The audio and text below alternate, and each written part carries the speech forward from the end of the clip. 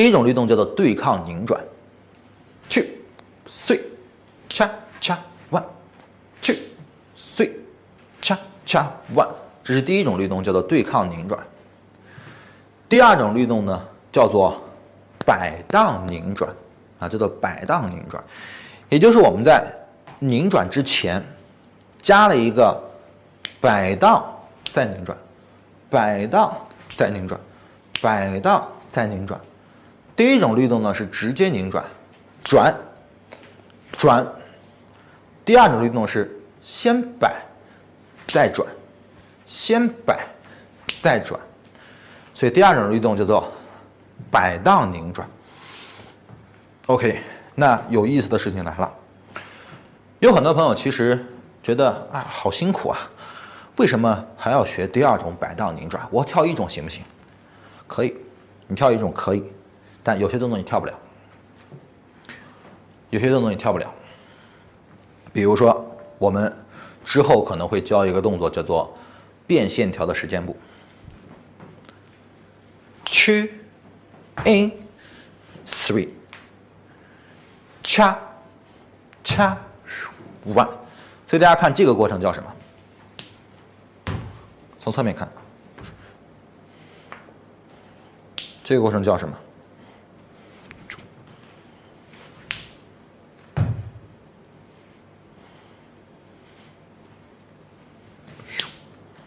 这个过程叫什么？叫摆荡啊，叫摆荡。如果你不会跳这种律动，那你这个动作就跳不了。比如说时间步啊，比如说时间步，我们也会运用到摆荡拧转的技术。比如说，我们可以用第一种对抗拧转的方式跳时间步，转转转转转转转转转转。我们也可以去随转转摆荡转动，有改变吗？觉得有改变的朋友打一个字有。看，转转转转 in 拧转，转转转转 in 摆转摆荡转动，有改变吗？所以要不要学第二种？是不是肯定要学第二种摆荡拧转啊？肯定要学第二种摆荡拧转。所以这是我给大家打一针强心剂啊，强心剂。有些朋友说老师好累啊，我为什么要跳第二种？不跳行不行啊？可以，可以，你自己的原因，但你只能看着别人跳好看的动作了，那你只能看着别人跳好看的动作了。好了，那我们讲一下摆荡拧转的技术要求。首先呢，要做摆荡。摆荡呢和伦巴舞的摆荡是有区别的。伦巴舞我们是在主力腿上去做摆荡，主力腿上去做摆荡。恰恰舞我们是在动力腿上去做摆荡，弯曲的动力腿上去做摆荡，所以是在动力腿上去做摆荡，所以这是它俩之间的区别，伦巴的摆荡和恰恰的摆荡之间的区别。那动力腿上做摆荡，我们要用到的发力点还是那三个啊，还是那三个发力点：臀位线、尾椎骨、前侧胯骨啊，前侧胯骨，这些都是我伦巴当中会讲到的知识。所以，如果你没有学过伦巴，就先去学伦巴，学完伦巴再来学恰恰，因为恰恰当中会用到很多伦巴当中的知识。好了，三个发力点，一个是臀位线，也就是屁股根儿、大腿根儿，哪一侧的胯向后转，我们就要用到后侧的臀位线啊，后侧的臀位线。所以后侧的臀位线呢，要向斜前、向斜上去推，臀位线去推，这是第一个发力点，臀位线推。第二个发力点呢是尾椎骨，尾椎骨要收进去，尾椎骨收进去啊。然后第3个发力点呢是前胯，我的前胯要向上去找拉长的肋骨，要让骨盆和肋骨去产生连接，要让骨盆和肋骨去产生连接。所以这是我们摆荡的3个发力点，清楚了吗？臀尾线、尾椎骨、前胯，尾椎骨向斜前向斜上去推进来，然后尾椎骨呢去收进去，以及前胯向上去连接我的肋骨啊，以及前胯向上去连接我的肋骨。所以这是我们的摆荡这3个发力点啊，摆荡这3个发力点。好，老师要问大家一个问题了：摆荡为了什么？朋友们思考一下，在评论区打字告诉老师，摆荡为了什么？我为什么要在这里做摆荡？随便加的，还是说它有它的技术目的？因为做摆荡我们产生了什么效果？因为做摆荡我们产生了什么效果？所以首先你想做这个动作，你就要明白你为什么要做它，它能帮助到你什么？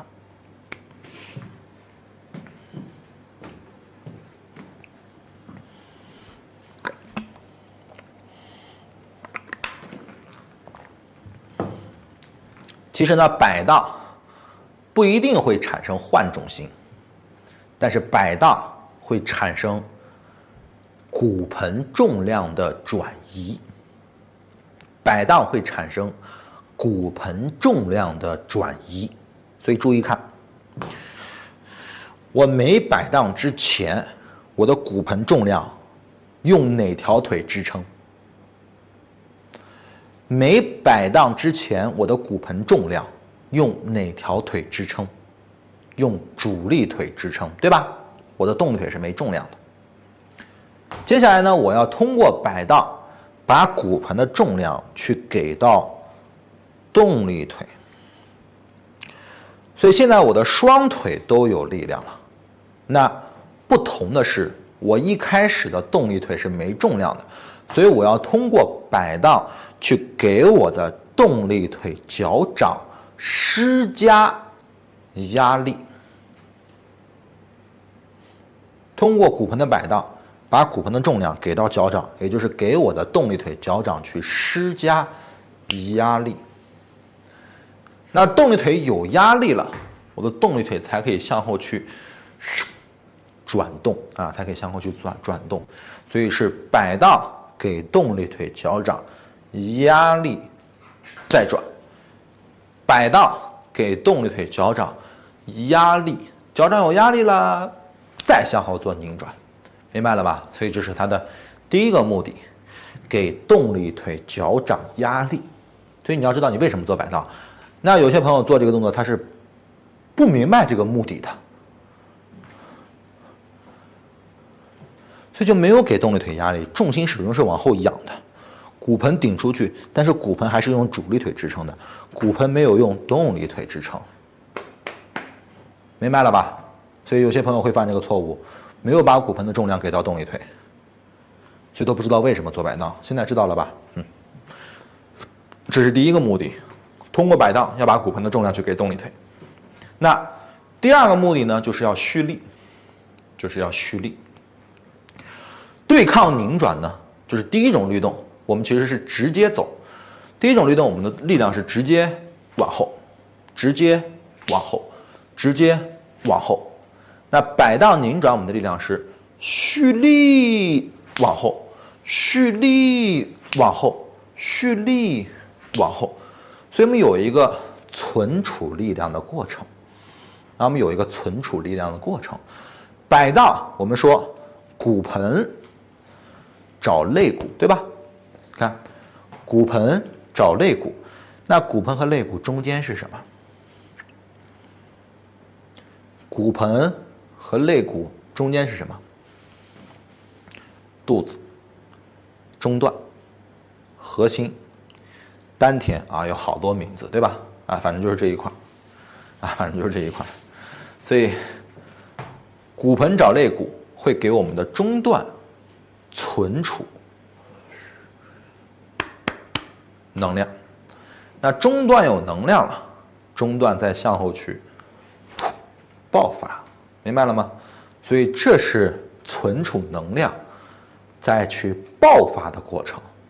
所以骨盆找肋骨给中段存储能量，中段有能量了，再向后去爆发。in的 in 的 in 的 in 的 in 的 in 的，存储爆发的效果，清楚了吗，朋友们？所以摆荡我们产生了2个工作，一个是给动力腿脚掌压力，然后一个是给中段存储能量再爆发，存储能量再爆发，清楚了吗，朋友们？所以这是摆荡的2个工作，清楚的朋友打一个清楚，打一个理解啊。然后摆荡我们讲完了，再说一说拧转。拧转的要求和第一种律动的要求是一样的，我这里就不过多的重复了，就简单的说一下。拧转呢，大腿带动骨盆去转动，那骨盆转动一定要产生骨盆和后背的连接，以及另一侧胸腔和肋骨向前扩张，我们去产生长肋骨和短肋骨存储，然后拧转呢，骨盆找后背产生短肋骨，另一侧的胸腔和肋骨向前产生长肋骨，短身体长身体，然后我们再通过摆荡让骨盆和长肋骨结合，骨盆和长肋骨结合，然后向后转，另一侧肋骨变长，然后重复这个工作就可以了。骨盆和长肋骨连接，然后向后转，另一侧身体变长，然后骨盆和长肋骨连接，然后向后转，另一侧变长。所以拧转的要求就是大腿去拧转，然后让骨盆产生连接后背的短身体，以及另一侧胸腔和肋骨的长身体。清楚了吗？这就是拧转的要求。所以这就是我们第2种律动，叫做摆荡拧转。先蓄力再拧转，先蓄力再拧转，先摆荡再转动，先摆荡再转动。in 2 in 3 in 2 in 2 in 1。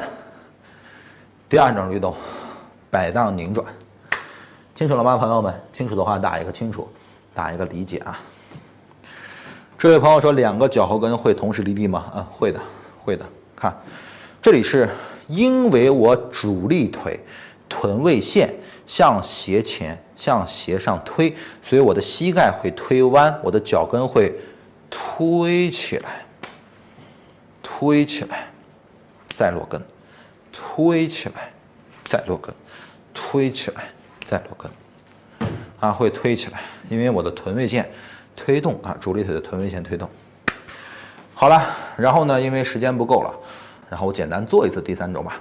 第3种律动是这样的：去 3 cha cha 1， 去 3 cha cha 1，啊，这是第3种律动。所以3种律动呢，我们都做一次示范，让大家看一看它们之间的区别。第1种律动是这样的：对抗拧转，转转转转转。第2种律动叫做摆荡拧转，也就是先摆后转，摆荡转动，摆荡转动，摆荡转动，摆荡转动。然后第3种律动呢叫做推重心转动，也就是先推重心再转动，推重心再转动，推重心再转动。2 in 3 in cha in cha in 1， 2 in 3 in da in da in 1。这是3种律动的区别。